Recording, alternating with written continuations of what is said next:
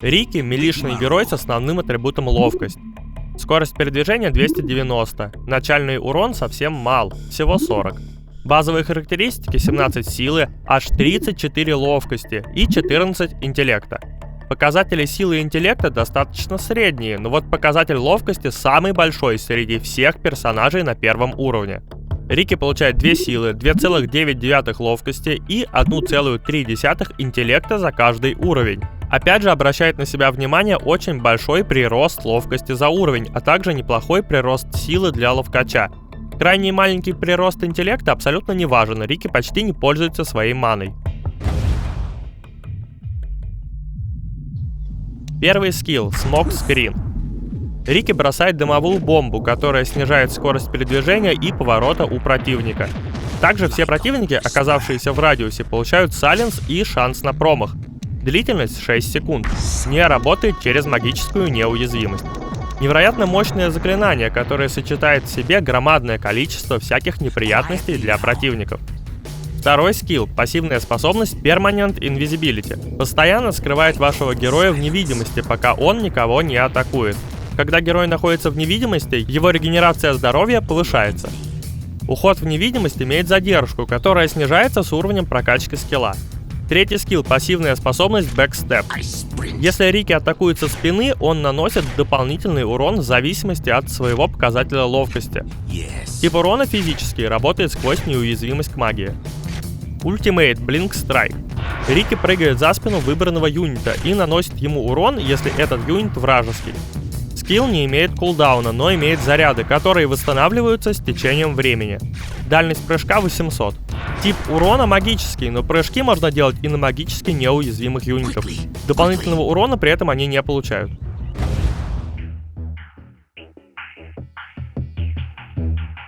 Рики создан для роли кэрри, хотя у него есть возможность пойти в сложную даблой или даже в соло.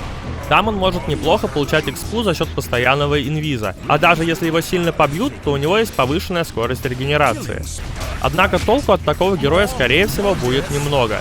Он не может ходить гангать, каких-либо нюков или станов у него нет.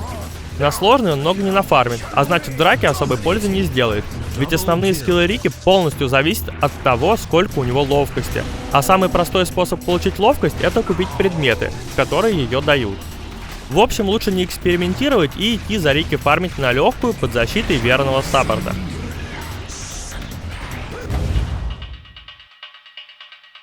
Рики подходит почти под любую ситуацию. За него вы можете как начинать рано гангать, так и просто фармить предметы. Сила Рики со временем не становится ниже. Единственный реальный минус этого героя – это скорость его фарма. Рики, нафармивший 6 слотов, является одним из сильнейших героев, но у него нет абсолютно никаких способностей к быстрому фарму. Поэтому многие другие кэрри фармят свои предметы быстрее и по итогам становятся сильнее несколько раньше. Играть за Рики все-таки предпочтительнее при агрессивной стратегии. Старайтесь брать этого героя тогда, когда у вас намечается активный пик. Притом, чем более пассивный пик у противника, тем лучше. Рики очень хорош против дохлых кэрри типа антимага, эмбер спирита, дроу рейнджера и им подобных. На них Рики может устраивать настоящую охоту абсолютно всю игру, тем самым не давая нафармить много предметов. У Рики есть и слабые стороны. Во-первых, это персонажи, которые могут просвечивать невидимых юнитов. Баунти Хантер, Слардар и Зевс доставляют особенное количество хлопот. Во-вторых, Рики очень не любит большое количество толстых героев и станов у противника. Если на кэрри у врага Бристолбэк, на саппортах Шейкер и Туск, а в миде стоит ДК, то от Рики лучше отказаться. В-третьих, Рики крайне сильно боится пушей. Пуши — это битва лоб в лоб на ранней стадии, а Рики очень любит охотиться на одиночные цели и делать это хотя бы после 10-15 минут фарма. Как правило, Рики качают примерно следующим образом. На первом уровне берут бэкстеп, чтобы было удобнее фармить. На втором уровне я бы рекомендовал взять Smoke Screen. Многие игнорируют этот скилл и порой вообще долгое время его не качают, но он очень силен и поможет как убивать на линии, так и уходить из опасных ситуаций. На третьем уровне можно взять инвиз. Дальше докачиваем бэкстеп. После докачиваем инвиз и потом уже качаем Smoke Screen до максимума. Конечно, не забываем и про ультимейт на 6, 11 и 16 уровнях. Начальный закуп. Самым простым и эффективным будет щит, топорик и стак танга. Если чувствуете или знаете, что против вас будет стоять сильная линия, то можно обойтись без топорика и взять Purman Shield, или чуть больше регена в виде хилки или дополнительных танго. На линии берем орбов Веном и ботинок. Ботинок как можно быстрее переделываем в Power Treats. Несмотря на то, что Рики не особо нуждается в мане, некоторый ее реген не повредит, поэтому я бы советовал взять Аквилу.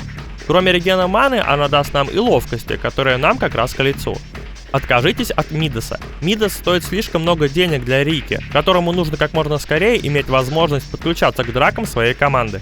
После покупки начальных предметов нужно как можно скорее постараться нафармить диффузал. После этого хорошенько подумайте, что вам нужно следующим предметом. В идеале это манта. Однако, если у врагов очень много станов, сайленсов и магического урона, то вам необходим БКБ.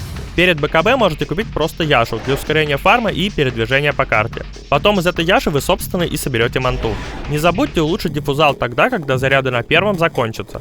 Следующими двумя артефактами будет Abyssal Blade и бабочка. Опять же подумайте, в какой именно последовательности они вам нужны.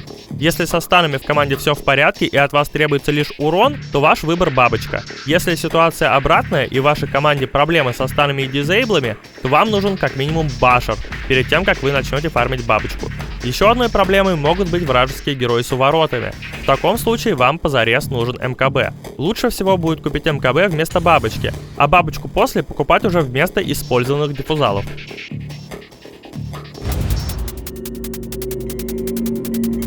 На старте добиваем максимум крипов, до которых сможем дотянуться. Стараемся особо не срываться с линии и не гоняться за противниками. От Рики до получения 6 уровня достаточно мало толку, скорее всего он даже добежать ни до кого не сможет.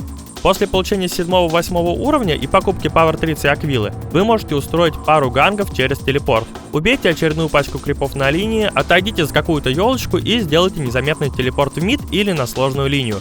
Убив одного-двух героев, возвращайтесь к себе на линию или занимайте какую-то другую линию, или даже просто фармите лес. Причин, почему не стоит без конца гангать, две. Во-первых, убийства хоть и приятные, но не дают так много денег, как можно получить в фарме крипов. Во-вторых, после пары убийств противник будет к вам готов. Скорее всего, он поставит сентри или возьмет дасты, а значит шансы погибнуть в ганге вырастут в разы. Делайте между гангами некоторые перерывы. Например, сентри стоят 4 минуты. После первого выхода на вражескую территорию они, скорее всего, поставят сентри. Так что засеките минут 5, в которые вам лучше не соваться в открытую. Первые сентри пропадут, а вторые противник может и не поставить, потеряв бдительность. Однако не забывайте следить за врагами. Если видите, что поток сентри вардов у саппортов не иссякает, то забудьте про попытки одиночных гангов. Если враг будет тратить деньги на сентри, а вы не будете под ними умирать, то это очень хорошо. Как итог, вы ненавидите противника своими смертями, а вражеские саппорты будут очень бедны, потому что тратили много денег на сентри. Усиленно фармим диффузал. Как только он готов, прекращаем активный фарм крипов и открываем охоту на героев. Старайтесь искать одиноко фармящих персонажей в любом участке карты. Найдя такого, кидаем ему на голову тучу, используем диффузал и избиваем. На таком этапе игры абсолютно никакой персонаж ничего с этим сделать не сможет, разве что ему помогут союзники. Если противники почуяли опасность и стараются группироваться вместе, то не пытайтесь аки Рэмбо нападать 1 в 5. Идите на дело вместе с союзниками или же продолжайте фарм необходимых предметов. Однако старайтесь не затягивать. Какой-нибудь антимаг с Battle Fury фармит намного быстрее, чем вы. Поэтому если нет возможности гангать и враг бегает толпой, то подгоняйте свою команду к активным действиям. Вам нужно реализовывать свою силу здесь и сейчас. Кстати говоря, всегда старайтесь контролировать, не появился ли у противника гем. Наличие гема у врага делает нашу невидимость абсолютно бесполезной. Зато есть другой плюс. Купив гем, враг обычно перестает покупать сентри и дасты, а значит очень часто достаточно держаться от противника с гемом на расстоянии, чтобы оставаться незамеченным. Тем не менее, старайтесь выбить гем при первом же случае. В драке по возможности заходите вторым эшелоном, по крайней мере до покупки БКБ. Ждите, когда какой-то из ваших героев начнет битву, старайтесь держаться чуть сбоку, пользуясь тем, что вас не видно, и нападайте на вражеских саппортов. Порезать их под тучей проблем не будет, дальше переключайтесь на остальных героев. Используйте свою невидимость по максимуму, в случае опасности убегайте. Если на вас повесили даст, то снимите его с себя при помощи диффузала или используйте манту. И то отключит эффект даста. Даже если у вас мало жизни, не спешите бежать на базу. Вы получаете очень неплохой реген в невидимости. Просто займите позицию где-то, где вас не видно, и старайтесь вырезать отступающих персонажей. После того, как у вас появляется БКБ, можете действовать немного вальяжнее. Если у противника нет скиллов, которые могут вас остановить даже в БКБ, то можете считать себя неуязвимым. Физическое сопротивление Рики за счет огромного количества ловкости очень высоко, а значит пробить вас крайне тяжело. С БКБ можно начинать драки и самому, вгрызаясь в абсолютно любого персонажа противника. В самом позднем лейте внимательно изучайте предметы врагов. Старайтесь нападать на тех персонажей, у которых нет каких-либо способов убежать от вас. Старайтесь нападать на тех врагов, у которых в инвентаре нет форстафов, глиммеров, госскептеров и подобного. Это не самые лучшие цели. БКБ у вас, скорее всего, уже 5 секунд. И эти 5 секунд нужно использовать так, чтобы иметь возможность убить хотя бы одного из противников. Лучшие союзники для Рики — это герои, которые могут выступать для него щитом, то есть танки типа Туска, Шейкера, Слардара или Клокверка. Также хороши саппорты, которые могут повесить какой-то баф или лечить в драке. Например, Огр-Маг, Дазл, Омнинайт или Абадон. Самые неприятные противники — это герои со скиллами, которые дают видимость на невидимых юнитов, такие как Слардар, Баунти Хантер и Зевс. Также очень опасны персонажи, которые могут станить через БКБ. Среди них Акс, Бестмастер, Магнотавр, Энигма и Винтер Вайвер. Виверна особенно неприятна возможностью спасать союзников Cold Embrace'ом. У Рики нет никакого урона, кроме физического. Несколько готовых пиков с Рики. Рики, Вич Доктор, Queen of Pain, Абадон, Акс. Рики, Огр-Маг, Шадоу Шаман, Шадоу Финн, Клокверк.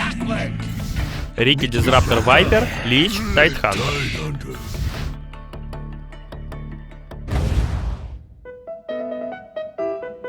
Если играете за Рики, то в 9 утра на физкультуру. Народная мудрость. Рики является сильнейшим кэрри в середине игры. Он настоящая гроза карты, если правильно использовать его возможности. Однако при пассивном фарме он проигрывает многим другим кэрри, поэтому старайтесь навязывать за Рики свою линию игры, и вы не будете знать поражений. Удачи!